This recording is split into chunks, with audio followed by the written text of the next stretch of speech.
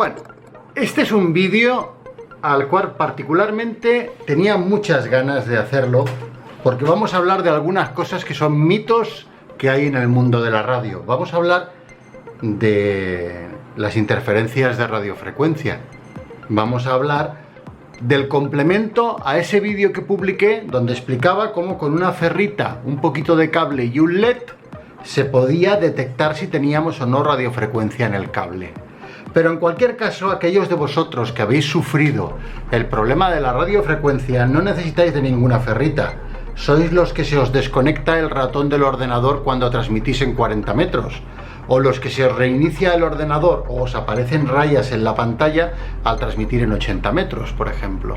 Bueno, pues vamos a hablar de cómo intentar dar una solución a este tema. Y no es complicada la cosa. Vamos a ir por partes.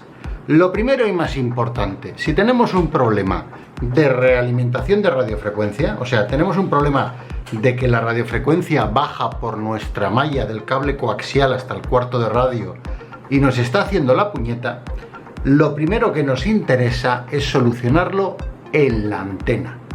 En la antena o lo más cerca de la antena que nos sea posible. A lo mejor la antena está en lo alto de una torreta. Nosotros ya no tenemos los ánimos de cuando éramos más jóvenes para trepar a ella y se hace un mundo al hacer la corrección. Pues bueno, no lo corrijamos arriba de la torreta, corrijámoslo al pie de la torreta, pero siempre lo más lejos posible del cuarto de radio. ¿Vale? Esto es porque si no lo solucionamos arriba, arrastraremos el problema hasta el cuarto de radio, y solucionarlo abajo sin haber hecho nada en la antena siempre es más complicado. Cuando hablas de este tema, hay una serie de cosas que te dicen enseguida. Y una de ellas, permitirme que haga un poquito de sitio, ahora os voy explicando cosas. Una de ellas es cuando os dicen, esto se oía mucho en 27, en Banda Ciudadana. Cuando instales la antena, coges el coaxial y haces un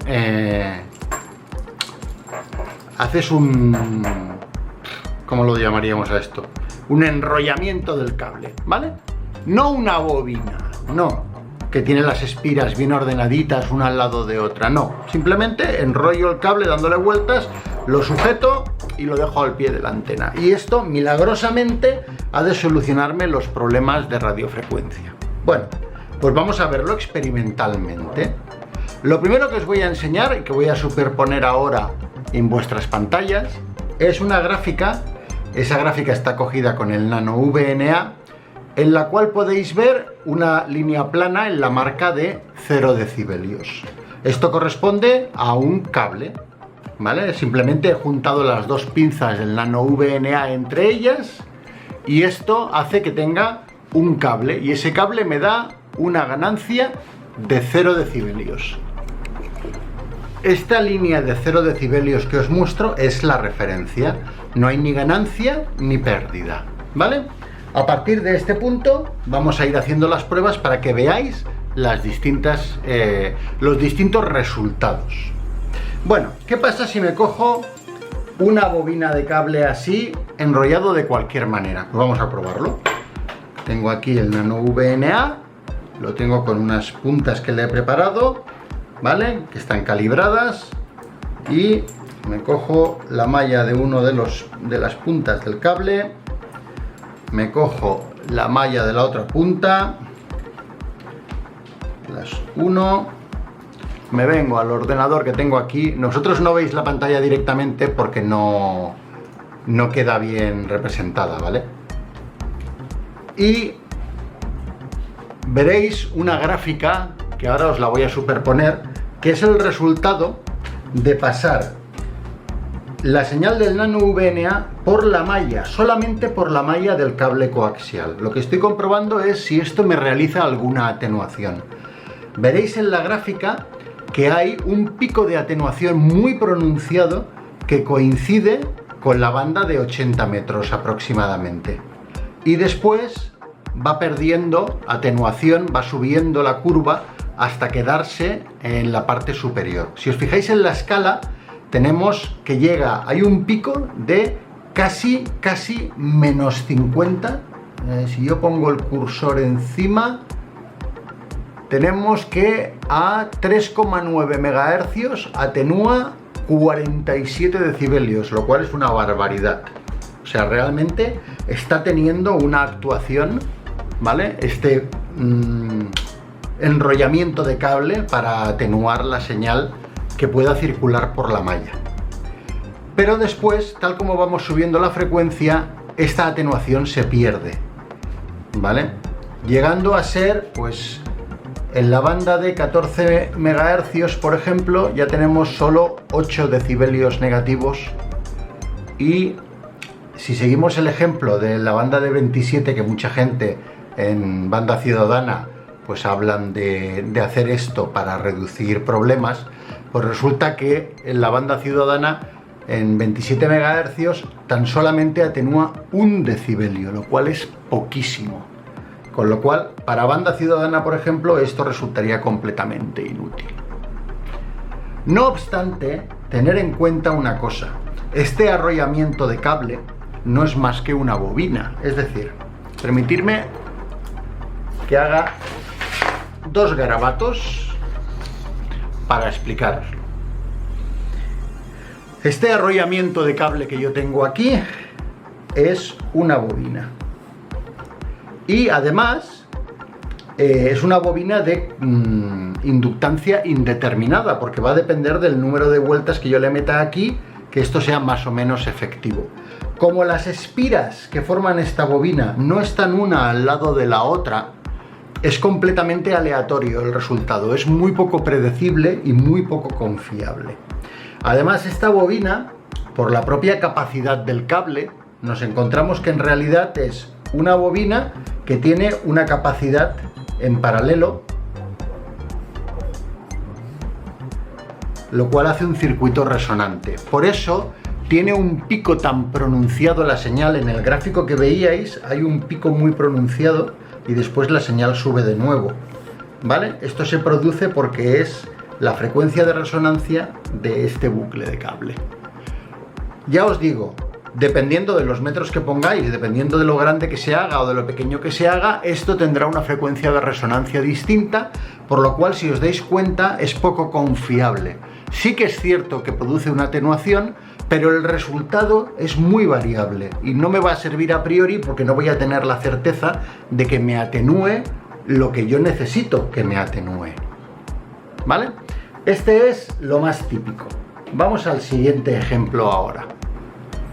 La otra cosa que suelen decirnos a la hora de combatir contra el problema de radiofrecuencia es que pongamos ferritas en el cable, ¿vale?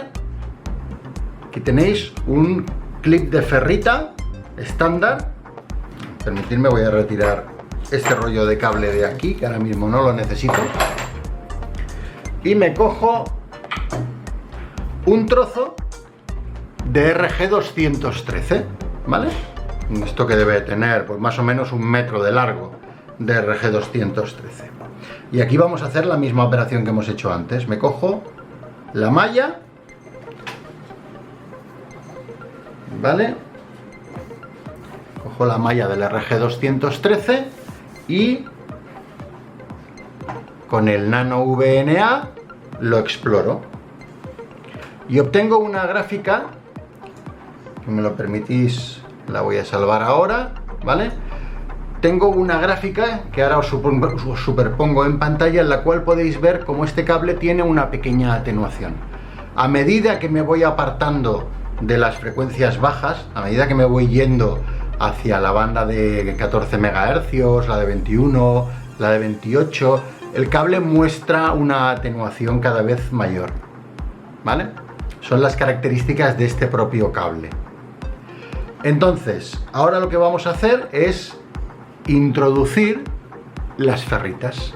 O sea, vamos a introducir una ferrita y tomaremos la medida. Introduciremos 2 ferritas y tomaremos la medida y así veremos cómo va evolucionando.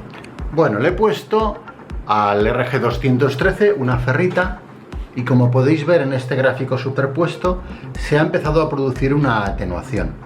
En su punto más grande, que es alrededor de los... pongo el puntero un segundo, alrededor de los 27 MHz, está atenuando 11 decibelios, lo cual pues no está nada mal. Pero sin embargo, en las bandas más bajas, como son las de 80 y 40 metros, la atenuación es mínima. En 80 metros, 3,6 MHz es 0,4 decibelios, o sea, un poquísimo.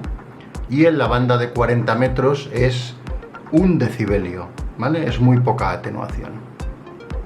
Ahora, sobre este mismo cable que he puesto una ferrita, voy a coger, para que veamos el cambio, voy a coger como referencia la banda de 80 metros, 3,6 MHz. A 3,6 MHz tengo una atenuación de 0,4 decibelios. Ahora cojo y le pongo una segunda ferrita. Con la segunda ferrita puesta, esta atenuación ha aumentado a 2 decibelios. ¿Vale? O sea, hay un incremento mensurable al acumular más de una ferrita en la línea. ¿Y si le pongo una tercera ferrita? Un tercer clamp de ferrita. Cierro para que quede sujeto. ¿Vale? Estamos en 2,2 decibelios de atenuación y si lo mido hemos pasado a 3,2 decibelios. O sea, cada una de las ferritas me permite incrementar la atenuación de la radiofrecuencia que circula por la malla en alrededor de 0,8-0,9 decibelios cada una de ellas. No es una grandiosa atenuación, pero por supuesto es algo que puede ayudar. Si tengo que atenuar el problema de radiofrecuencia en la antena poniendo ferritas en el cable, es muy posible que me encuentre poniendo 10 o 12 ferritas o incluso 20 ferritas para conseguir reducir esa radiofrecuencia. Tal vez sea mejor dejar las ferritas como un complemento para el cuarto de radio y atacar el problema de la antena de una forma más clara. Entonces ahora os voy a explicar dos cosas que podemos hacer en el lado de la antena que realmente sí que atenúan mucho la radiofrecuencia y que sí que nos van a ser útiles. Bueno, este monstruo que tenemos aquí encima de la mesa, de tamaño considerable, es una bobina hecha con cable RG213. ¿Recordáis que antes habíamos visto y comentado lo de hacer un enrollamiento de cable que funciona, pero es demasiado poco controlable? Pues bueno, esto es la versión bien hecha de ese enfoque. Yo tengo aquí una bobina, una espira al lado de la otra. Tengo 1, 2, 3, 4, 5, 6, 7, 8, 9, 10, 11, 12, 13, 14, 15, 16 vueltas de cable RG213 alrededor de una forma, pues, ¿qué debe de ser esto? De unos 20 centímetros aproximadamente. ¿Me va a atenuar bien esto? Vamos a comprobarlo. Me cojo la malla del coaxial, cojo las dos puntas del coaxial. Esto va a ir un poquito justo para morderlo, pero bueno, vamos a ver si podemos arrimarlo un poco. Va realmente justo, pero bueno, llegamos por los pelos. Bueno, se quitan por los pelos. Por los pelos. Vale, está sujeto. Vale, pero ya tenemos el nano VNA cogiendo la bobina. Si yo ahora la exploro, esta bobina, me encuentro con que me ha cambiado y mucho la gráfica. En esta gráfica, que ahora os superpongo a la pantalla, podéis ver cómo para la banda de 80 metros tengo una atenuación de 13 decibelios. Y para la banda de 40 metros, para los 7 MHz, me encuentro ya en los 19 decibelios de atenuación. Es una cantidad muy respetable. La curva va ahondando mucho más. Si me vengo a los 14 MHz, estamos hablando de 26 decibelios de atenuación. Por lo tanto, una bobina de este estilo es un buen enfoque, sobre todo para reducir las bandas bajas. En las bandas altas, como podéis ver en el gráfico, no tiene tanta efectividad. De hecho, aquí hay un pico en la gráfica. Ese pico está en los 23,9 MHz, muy cerca de la banda de 12 metros, en el cual tan solo atenuamos 10 decibelios, que no obstante sigue siendo una cifra muy interesante. Si con una bobina de estas no tengo suficiente para eliminar toda la radiofrecuencia que tengo en la antena, puedo poner en el cuarto de radio algunas ferritas para complementar esto y terminar de eliminar el problema. Pero tal vez haya un enfoque que puede funcionarnos incluso mejor que este, y es menos aparatoso, que es el que vamos a ver ahora. Lo que tenemos aquí es un núcleo toroidal, un núcleo de ferrita. En concreto se trata de un FT240 en material 43. Y lo que he hecho ha sido coger un coaxial fino, en este caso un RG58. Si fuera un coaxial más fino, por ejemplo el RG174, todavía podría dar más vueltas y lo podría hacer más efectivo. Aquí yo tengo 1, 2, 3, 4, 5, 6, 7, 8, 9, 10, 11, 12, 13 espiras, ¿vale? Enrolladas alrededor de un núcleo toroidal. Vamos a ver qué es lo que hace esto. Si yo lo pincho aquí al NanoVNA y le pido la gráfica, veréis en esta gráfica que os superpongo ahora en pantalla que es mucho más efectivo, realmente con mayúsculas. O sea, es tan efectivo como que en la banda de 80 metros estamos con una atenuación de 27 decibelios y a partir de ahí va aumentando. En la banda de 40 metros atenúo la radiofrecuencia 29 decibelios. En 14 MHz 35 decibelios. Es una barbaridad, o sea, realmente esto sí que funciona. Esta es la mejor opción, en principio, para podernos enfrentar al problema. Simplemente yo cojo este toroide, le pongo unos conectores, lo meto dentro de una cajita y lo inserto en la bajada de la antena mía, ¿vale? Si mi antena está en lo alto de una torreta y no puedo subir a hacer mantenimiento, pues corto el coaxial al pie, monto conectores e inserto esto dentro de una cajita no metálica, por favor, ¿vale? Cajita no metálica.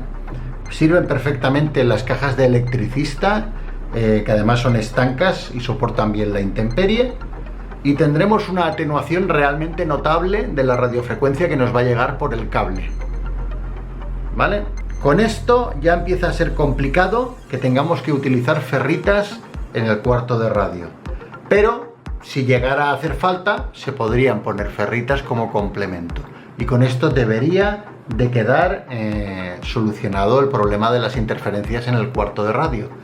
Este tipo de toroides los podéis encontrar en varios comercios del sector, ¿vale? Tiendas como Astro Radio, algunas otras que ahora mismo no tengo en mente, o lo podéis comprar en mayoristas de material electrónico como Mouser, que también vende este tipo de toroides. Y si no, pues yo ya os digo, Astro Radio, por ejemplo, es el primero que me viene a la cabeza, no me pagan a mí por decir esto. Os puede proporcionar este tipo de material que realmente para el buen resultado que tiene y el uso que le vamos a dar no es caro. Estamos hablando, pues no sé, ¿qué puede valer un FT240? Podemos estar hablando de 10 euros, de 14 euros, no, me invento el precio, posiblemente esté muy equivocado, ya luego lo miro y os lo pongo superpuesto sobre el vídeo. Y con esto en principio debemos de poder dar solución a los problemas. No obstante, como apaño, y para que lo tengáis siempre presente, si yo me cojo el cable de mi ratón, por ejemplo, en el caso de tener problemas de radiofrecuencia, me cojo un clamp de estos de ferrita y le doy 2 o 3 vueltas pasando por el interior del toroide, esto me va a reducir considerablemente la radiofrecuencia que llegue al ordenador. Es posible que tenga que experimentar, a lo mejor el toroide me funciona mejor si lo pongo en el lado del ordenador en vez de en el lado del ratón. Esto ya es cuestión de prueba y error. Pero yo sinceramente lo que os recomiendo es que si tenéis que eliminar un problema de radiofrecuencia, empecéis eliminándolo en la antena. Y una vez se hayan hecho actuaciones en la antena, entonces si hace falta se ponen ferritas o lo que sea necesario dentro del cuarto de radio. Por cierto que se me olvidaba, muy importante. Cuando yo pongo un choque de radiofrecuencia en un cable, pasa una cosa que no hay que perder de vista, porque alguna vez, si no lo tenemos en cuenta, nos vamos a volver locos. Y es que hay algunas antenas que el coaxial forma parte de la antena. Es decir, por ejemplo, si yo tengo un 1A9, que básicamente es un adaptador de un hilo largo, ¿vale? Y aquí tengo el cable coaxial que va al equipo. En este tipo de configuración, la malla del cable coaxial es la masa de esta antena, es la contraantena. Si yo aquí le pongo un choque de radiofrecuencia, hace que solamente esta parte sea contraantena en lugar de ser todo el cable coaxial como era antes.